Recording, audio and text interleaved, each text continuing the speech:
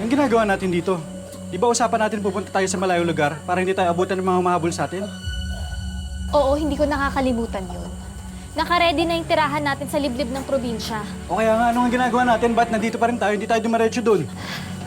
Huwag kang magmadali, Omar. May kailangan pa tayong isang tao na ligpitin bago tayo umalis dito. Gina. Ang sabi sa akin ng liwanag, saksakan daw ng sama ng taong yun. Ha?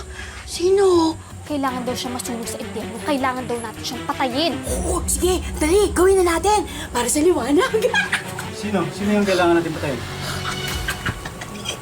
Isang taong nagtraidor at nag-abandona sa akin. Yung dati kong tinuring na kapatid. Si Vanessa. Si Vanessa! Si Vanessa!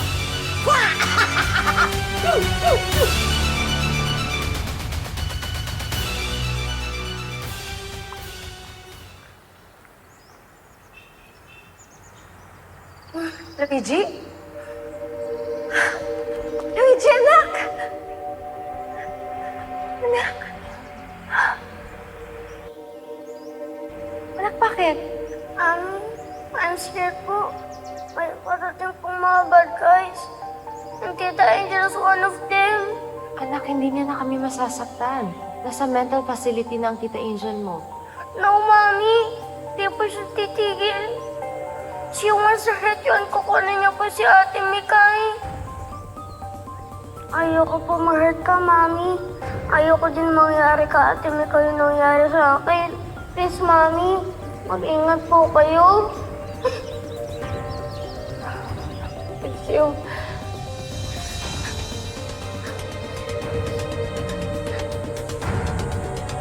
Luigi? Luigi! Mami! Mami, nananaginip ka po. Anak, naginiupan ko yung kapatid mo. Talaga po? Ano pong sabi niya?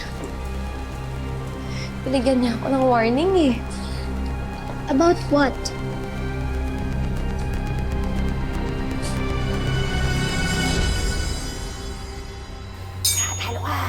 Bebe ko, para sa'yo ito. Oh, bebe, matagal ko nang tinatago to. Plano ko dapat ibibigay ko sa'yo to kapag nakalabas ka na. Ang ganda ko. Link ka ni Papa. Ginawa kong necklace para match tayo. Ate, salamat. Gusto mo ba? Pero yan, oh. Ito na. Yan. Yan, bebe.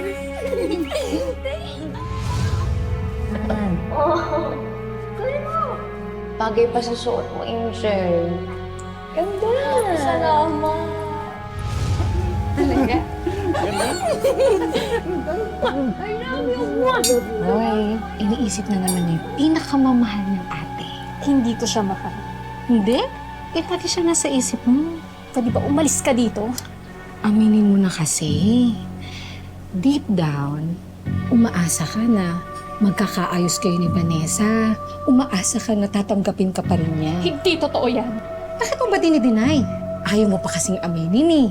Miss na miss mo na si Vanessa, no? Kaya ka lumabas para makita mo siya? Oo na! Oo na. Siya lang yung pamilya ko.